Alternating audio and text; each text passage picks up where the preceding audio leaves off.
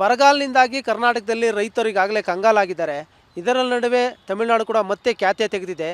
ಕರ್ನಾಟಕ ನೀರು ಕಾವೇರಿ ನೀರು ನಿರ್ವಹಣಾ ಸಮಿತಿಯವರು ಪ್ರತಿನಿತ್ಯ ಮುಂದಿನ 15 ದಿನಗಳ ಕಾಲ 3500 ಕ್ಯೂಸೆಕ್ಸ್ ನೀರು ಬಿಡಬೇಕು ಅಂತ ಆದೇಶ ಮಾಡಿದೆ. ಇದು ಗಾಯದ ಮೇಲೆ ಬರೆ ಎಳೆದಂತಾಗಿರುವಂಥದ್ದು. ಇದ್ರ ಬಗ್ಗೆ ಮಾತಾಡೋಕ್ಕೆ ನಮ್ಮ ಜೊತೆ ಕನ್ನಡ ಪರ ಹೋರಾಟಗಾರರಾದ ವಾಟಾಳ್ ನಾಗರಾಜ್ ಅವರಿದ್ದಾರೆ. ಹಿರಿಯ ಹೋರಾಟಗಾರರು ಅವ್ರನ್ನೇ ಮಾತಾಡ್ಸೋಣ. ಸರ್ ನಮಸ್ತೆ. ನಮಸ್ಕಾರ. ಇವತ್ತು ಕರ್ನಾಟಕಕ್ಕೆ ಬರ ಸಿಡಿಲಿನಂತೆ ಈ ಬರಗಾಲ ಎದುರಾಗಿದೆ 133 ವರ್ಷಗಳ ಬಳಿಕ. ಇದರ ನಡುವೆ ತಮಿಳುನಾಡವರು ನಮಗೆ ನೀರು ಬಿಡಿ ಅಂತ ಹೇಳ್ತಾ ಇದ್ದಾರೆ. ಇದಕ್ಕೆ ಬಿಡಬೇಕು ಅಂತ ಈಗ ಒಂದು ಕಾವೇರಿ ನೀರು ನಿರ್ವಹಣಾ ಸಮಿತಿಯವರು ಕೂಡ ಸೂಚನೆ ಕೊಟ್ಟಿದ್ದಾರೆ. ಎಷ್ಟು ಮಟ್ಟಿಗೆ ಸರಿ ಅಂತ? ಇದು ಆ ಸಮಿತಿಯವರೇ ಹೋದ ಸಾರಿ ಸಭೆಯಲ್ಲಿ ಬಿಡಬೇಕಾಗಿಲ್ಲ ಅಂತ ಹೇಳಿದ್ರು. ಅವರೇ ಯಾವ ಉದ್ದೇಶಕ್ಕೆ ಹೇಳಿದ್ರು? ನೀರಿಲ್ಲ ಅಂತ. ಈಗ ನಾವು ಮಂಡ್ಯದ ರೈತರು ಒಂದೇ ಸಮನೆ ಕಣ್ಣೀರಿಡ್ತಾ ಇದ್ದಾರೆ, ನೀರು ಬಿಡಿ ನೀರು ಬಿಡಿ ಅಂತ.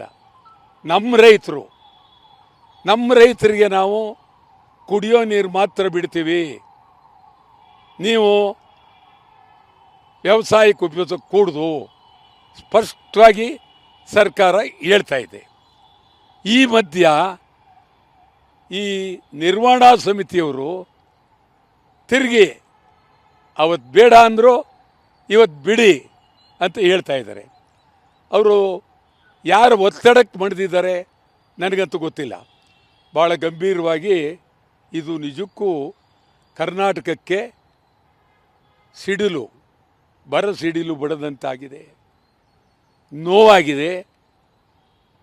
ಇದನ್ನು ನಾವು ಬಹಳ ಸಮರ್ಥವಾಗಿ ಈ ಬಗ್ಗೆ ನಾವು ಇಡೀ ರಾಜ್ಯ ಚಿಂತನೆ ಮಾಡಬೇಕಾಗಿದೆ. ಇದರಲ್ಲಿ ಪರ ವಿರೋಧ ಅಂತಿಲ್ಲ. ಯಾವುದೇ ಕಾರಣಕ್ಕೂ ಒಂದು ಹನಿ ನೀರನ್ನು ತಮಿಳುನಾಡಿಗೆ ಬಿಡೋದಿಲ್ಲ, ಬಿಡಬಾರ್ದು. ಡಿ ಕೆ ಶಿವಕುಮಾರ್ ಅವರು ಮುಖ್ಯಮಂತ್ರಿ ಆಗಿದ್ದಾರೆ. ಅವರು ಯಾವುದೋ ಒಂದು ಪ್ರೀತಿಗೋ ಅಭಿಮಾನಕ್ಕೋ ಕದ್ದು ಪದ್ದು ಬಿಡೋದಾಗಲಿ, ಮುಚ್ಚುಮರೆಯಿಂದ ಬಿಡೋದಾಗಲಿ ಯಾವುದೇ ಮಾಡಿದ್ರು ಇದು ದ್ರೋಹ ಆಗತ್ತೆ. ನಾವು ಒಂದೊಂದು ಹನಿ ನೀರಿಗೂ ಕಾಯ್ತೀವಿ. ಕಾಯುವಾಗ ಏನಾದರೂ ಕರ್ನಾಟಕ ಸರ್ಕಾರ ವಿವೇಚನೆ ಇಲ್ಲದೆ ನೀರು ಬಿಟ್ಟರೆ ಇಡೀ ರಾಜ್ಯಾದ್ಯಂತ ಡಿ ಕೆ ಸರ್ಕಾರದ ವಿರುದ್ಧ ಭಾರೀ ಹೋರಾಟ ಆಗುತ್ತೆ.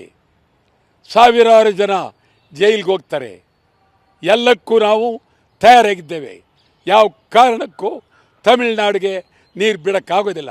ಕಾರಣ ಏನು ಅಂದರೆ ನಮ್ಮಲ್ಲಿ ನೀರೇ ಇಲ್ಲ. ಕೃಷ್ಣಾ ಸಾಗರದಲ್ಲಿ ದೇವಸ್ಥಾನ ಕಾಣಮಟ್ಟಕ್ಕಾಗೋಗಿದೆ, ಮೈದಾನ ಆಗೋಗಿದೆ, ಕಣ್ತ ಬಿಡೋಕ್ಕಾಗ್ತಾ ಇಲ್ಲ.